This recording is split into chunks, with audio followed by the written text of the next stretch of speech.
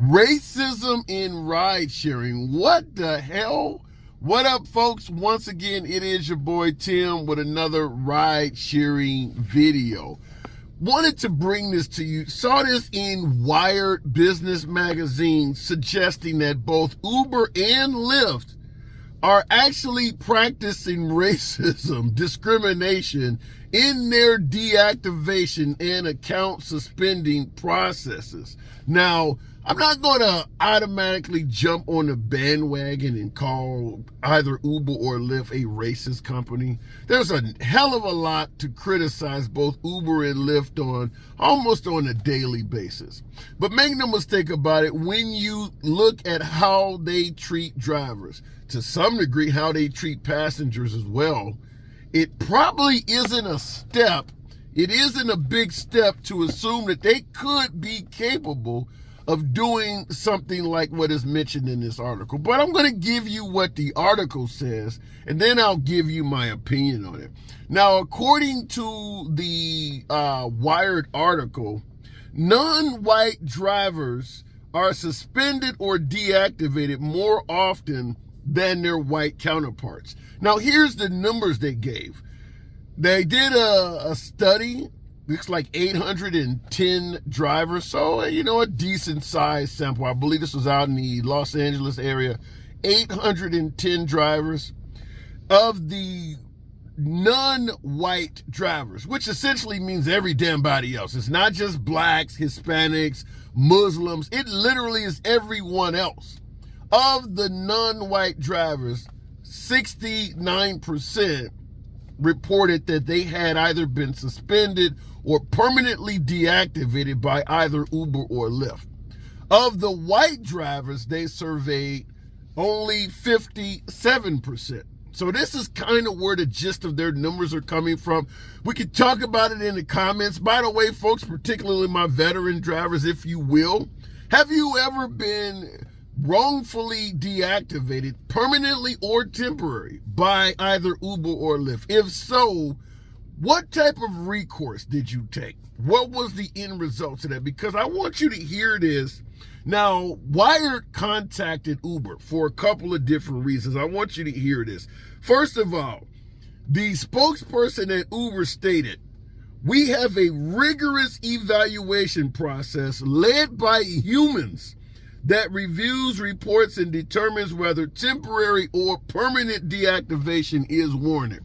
Now, notice the spokesperson said led by humans, because you already know what he has heard over and over again, that a lot of the shit that Uber and Lyft does is done by bots, not even talking to an actual human being. A lot of the things they do, a lot of the responses to your emails and your inquiries is pre-recorded, pre-written responses.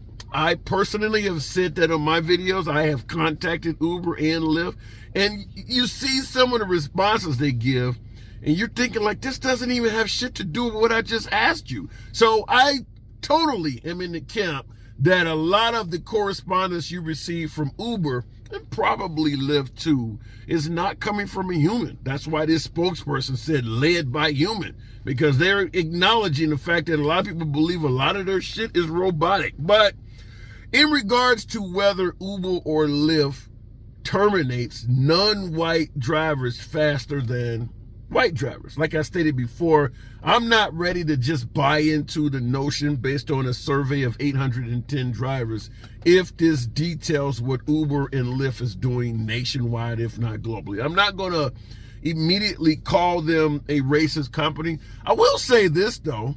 This is a good thing. It's a good thing, particularly if it leads to some form of a lawsuit. You know why? Because regardless if they are being discriminatory or not, it forces transparency. If someone is accusing them of being racist, accusing them of being discriminatory, they then have to make a point to show how they're not doing that. And regardless if they're discriminatory or not, every driver, white, black, or indifferent, will tell you Uber and Lyft are not transparent. Regardless if they're being discriminatory or not, they don't come clean to us for what they're doing at all. There are plenty of white drivers that have been wrongfully deactivated or terminated from the app, and not giving a decent explanation why. So this is a nationwide problem in virtually every market, whether you're with Uber or Lyft. Somebody says something about you, you're deactivated with little to any recourse. Now, in the in the interim of this happening, they were able to also get in contact with some type of drivers union that is out in the California area, and this person says something that should resonate with any of you folks that are in ride sharing. To get companies to respond, you have to relentlessly call, email, and visit the Ride Hub's office and pray that you're lucky. How many of you folks are not nodding your head like, hell yeah, it is that bad? You have to relentlessly try to call, email, or visit the hub. And make no mistake about it, 99% of Uber and Lyft markets have no hub to visit in the first place. And even some of the places that do have hubs, they're deliberately closing them down. I believe Lyft has no hubs at all anymore.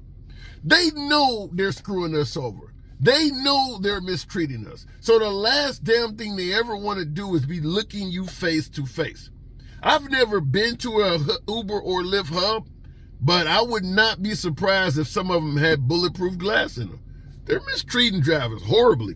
Now, in this particular Wired article, they used the story of an African-American driver. Now, this is a driver who claims to have over 27,000 rides, has been driving for 5.5 years. So that is certainly a full-time driver. You're talking almost 30,000 rides in, little bit over 5 years. That's a lot of trips. Now, this driver is saying that even though he had 27,000 rides, driving for 5.5 years, over a 10-day span, he received a lot of complaints for some reason, and that was enough to get him fired. Now, that driver claims he was earning between $8,000 and $10,000 per month. So yeah, clearly a full-time driver. And in response to being deactivated, he tried to email the office, even offered to show them video footage from his rideshare camera, probably to dispute some form of a complaint he received from a passenger. This passenger is saying I did that or that. Here is the camera of him sitting in the car, something of that nature. And according to the driver, this African-American, they were not even interested in looking at what he had to show. This should resonate with you no matter if you're white or black, which is why I'm saying, even though I'm not quick to call Uber or Lyft a racist company, I do believe what folks are complaining about is a systemic problem no matter what race you are. Folks of all backgrounds, women, men, white, black, Muslim, Hispanic, immigrants, everyone is complaining that they are being wrongfully deactivated by the app at a moment's notice with little to no recourse at all. And in addition to that, union rep saying that you got to relentlessly email, phone them, try to visit the hub. Listen to this one. Drivers that do not speak English have no path forward at all. Meaning that if you don't speak the English language and you try to contact Uber or Lyft, there may be no one that speaks your language there. So you really have no path forward. And in most cases, it's essentially an issue with attrition, just to wear you down, to make you give up, because there's no shortage of drivers. We talk about oversaturation of drivers often. So it doesn't hurt Uber or Lyft to get rid of drivers at all. Get rid of you, that's for every driver that gets tossed, there's 10 new ones willing to replace them. So it's not like they're having a hard time getting passengers. Now, that might differ in your market. Some of you folks who operate in smaller markets as opposed to Los Angeles or Chicago, yeah, you may, if you're driving in Boise, Idaho, they may not be able to afford to get rid of you as quick, because it may not be as many drivers willing to replace them as fast. But if you're in any of the major top 20 cities in America, yeah, they don't give a shit about getting rid of one guy. There's, like I said, there's 10 or 15 more guys to replace the one they got rid of. So I don't know. I'll conclude this video by simply saying, once again, I'm not going to be so quick as to suggest that Uber or Lyft are racist in their discrimination or in their deactivation and permanent removal policy, whether they suspend your account or deactivate it. I'm not going to jump on the bandwagon so quick to suggest that they are racist, because there are a hell of a lot of white people all up and down YouTube and social media, even on the Uber site, complaining about being deactivated as well. Are they doing it more to non-whites than they are to whites? Maybe, but they're doing it to a hell of a lot of whites as well. So regardless of whether it's true racism or not, I would definitely encourage anyone that can open up any form of a lawsuit to take these companies on, for the simple fact that that lawsuit, even if Uber and Lyft are able to prove that they're not being discriminatory, would still benefit all drivers. Because at the end of the day, whether they're committing acts of racism or not, they are certainly being secretive and not transparent with any of us. None of us know the actual deactivation or account suspension process of Uber and Lyft. Whatever the hell they're doing, they make those decisions on their own. Whatever they use to decide whether or not you're going to be allowed back on the app, you have no say-so, no access to even how they're coming to that conclusion. In fact, I've done many videos.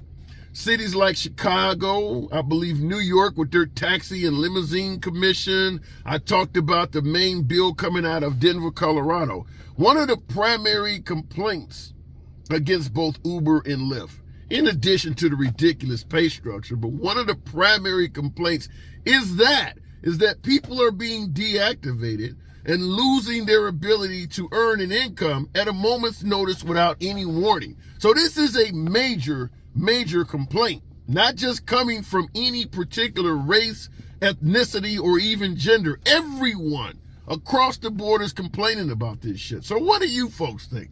Do you see any indication, or you believe at all, that Uber and Lyft might be doing this more to non-whites than white drivers? I'd like to hear your take. And as I stated before, have you ever been wrongfully dropped from the app? And if so, what process did you use to try to get back on? Do they have a hub in your area? Did you email them? Did you try to phone someone? Because even the phones are not always answered. Like I said, I've been driving since 2014. When I started driving for Uber, they didn't have a phone number to call at all. And they still do not have any hubs in my market. So in terms of actual human interaction, I've been driving off and on with Uber since 2014. So you're talking 9 years. I think I've interacted with a human being one time. And that is because I don't drive unless they're offering some type of bonus, surge pricing, streak bonus, earnings guarantee or something in my market. And I went about a year without driving for Uber. Happened to log in, I think it was on New Year's, and it was like a 15, 20 times surge or something ridiculous. I took a few trips, made some good money, and the next business day I get a call from Uber, an actual human being. Welcome back, and we're glad to have you back on, and all of this bullshit. Asking me, was I going to drive on Friday or something? And yeah, they actually had a human being call me. This is after, 8, 9 years of driving. So that is literally the only time I have ever had human interaction with a ride sharing company. I've gotten a few text messages from folks leaving shit in my car that I believe was a human being, but I strongly do believe the overall amount of contact you receive from ride sharing companies, it's bots. It's bots. But let me know in the comments, ridiculous deactivations. What did you do? Were you successful? Do you know anyone that has happened to? 27,000 rides this man claimed he had over 5.5 years. That's jacked up, whether it is racism or not. Once again, it's your boy Tim. Subscribe to the damn channel, and I'll see you in the next video.